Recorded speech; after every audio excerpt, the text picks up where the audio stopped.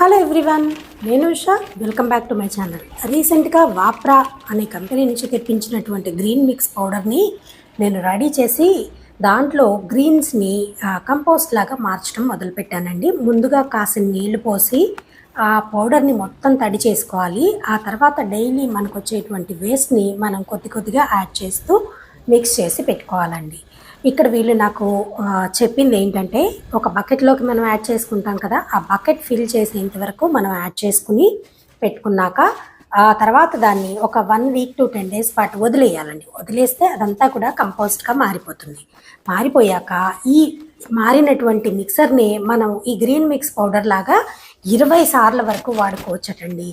అంటే దాదాపుగా మనం ఒకసారి కొనుక్కున్నాము అంటే దగ్గర దగ్గర 1.5 year వరకు కొనాల్సిన అవసరం లేదు. అలాగే మనం ఈ గ్రీన్స్తోనే కంపోస్ట్ని తయారు చేసుకోవచ్చు. ఎంత బాగుందో కదా.